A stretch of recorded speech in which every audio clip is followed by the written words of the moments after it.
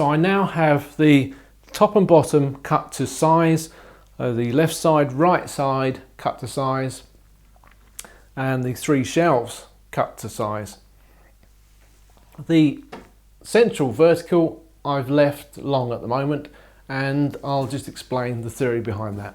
Looking back at the original plan, I had housing joints at the end of the shelves, and I'd also housed the central vertical, the thin vertical in the saw till area, and I dovetailed all the corners. That fixed the carcass, and it would be ideal for the purpose I have it for now.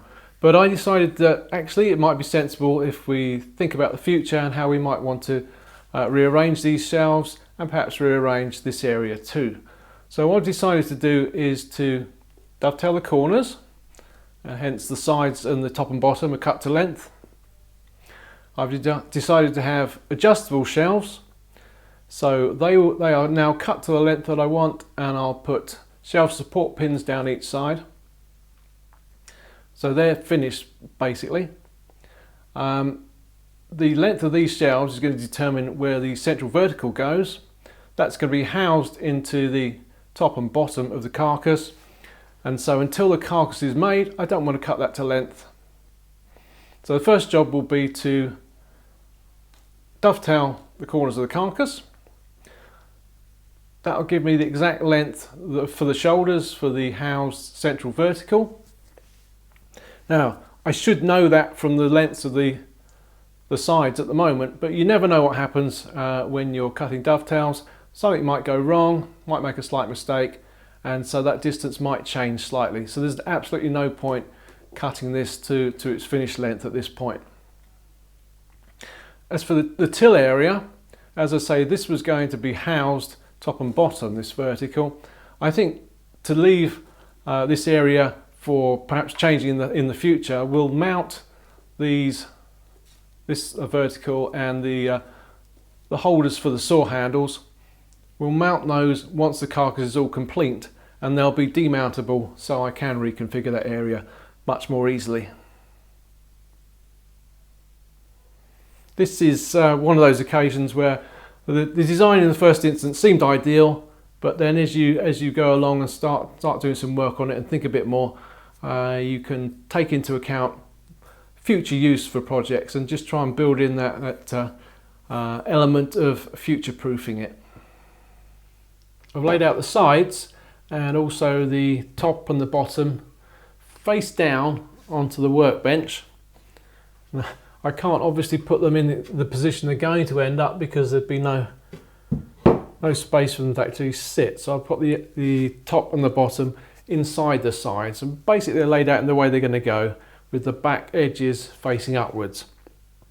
Now I've looked at all of them, and because it's reclaimed material, I've got various dings and the odd hole here and there. So what I've done is I've looked them through carefully and picked out what is the best front edges and what would be the best outside edges, putting major problems at the back and on the outside. Sorry, on the back and the outside of the bottom or the top, where they'll be unseen or can be covered up perhaps with a crown moulding on there and maybe something underneath. Basically it's orienting the pieces so they'll look best. Now the piece at the end of the day is going to be painted, and so I can fill holes and things as well. But I've done what I would do if I was actually going to give it a clear coat as well. So all the best surfaces are going to be showing. And with it in that position, I'm going to draw on the back edges here a carpenter's triangle. Basically it's a triangle which has got the point facing up on the centre of the top piece of the cabinet, or top piece of the carcass. Got the sides of that triangle then on either side, and then the bottom on the bottom piece.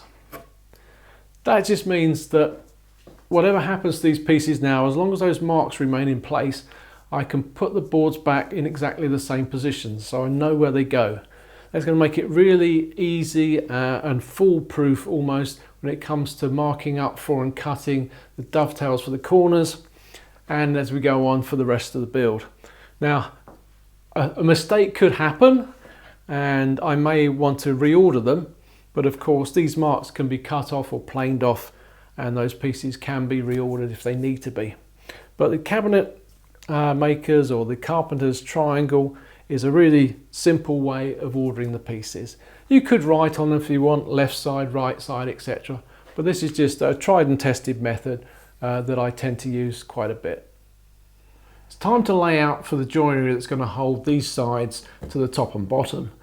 And in order that when the unit is hung on the wall, most of the unit doesn't fall away from the top if we hang the top onto the wall, and that the bottom doesn't fall off the sides, and when we load that up with things as well, we need to orient those dovetail joints such that they won't pull apart. We're going to be doing it putting the tails onto the sides and the pins onto the top and bottom. I'll just show you a little sample piece I have, how that works.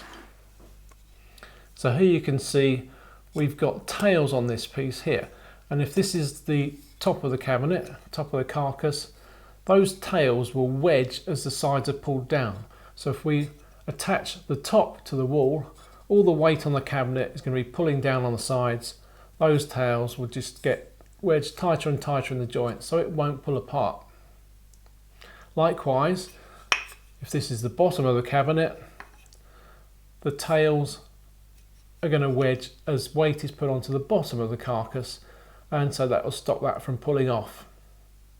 If we did it the other way round, so if this was the bottom of the carcass, then I think you can see putting weight on that, and although it's a tight joint, it will pull apart. And exactly the same happens if it's done the other way up. If we attach this to the wall, then the tails or the pins can just pull out from the tails. And that's all there is to it. The first step in marking out for the tails on the sides of the cabinet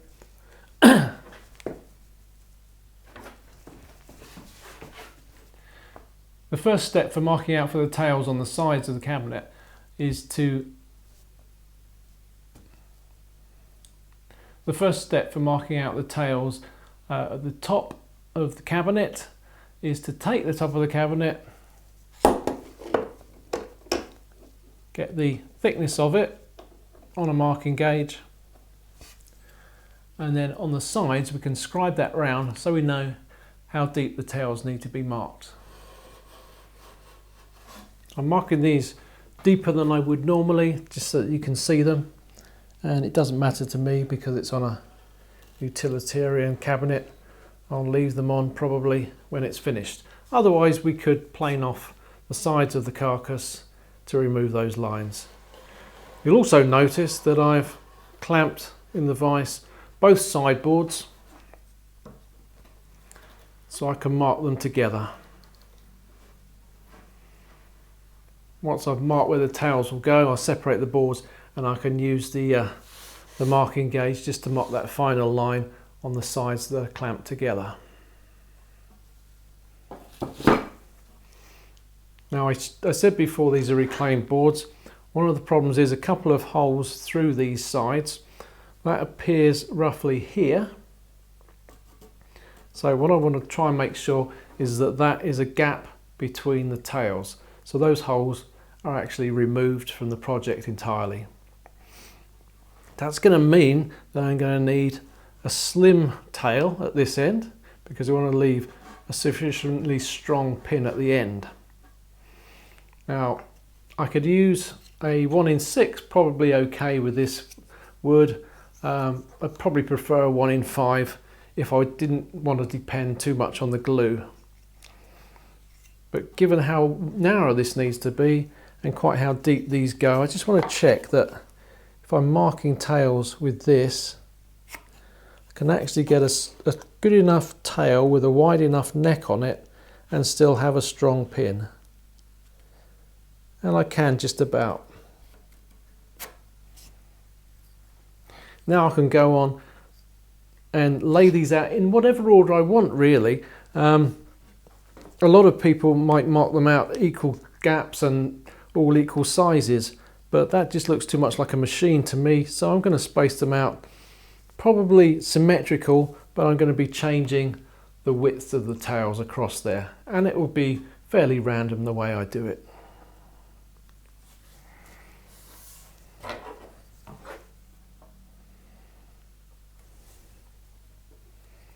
It's nice to use something like a pair of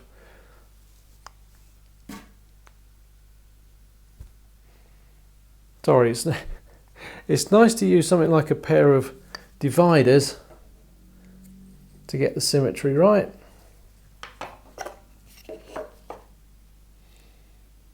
But when it comes to actually the project built, if some of these are out by, you know, a millimetre or so, you're not really going to notice.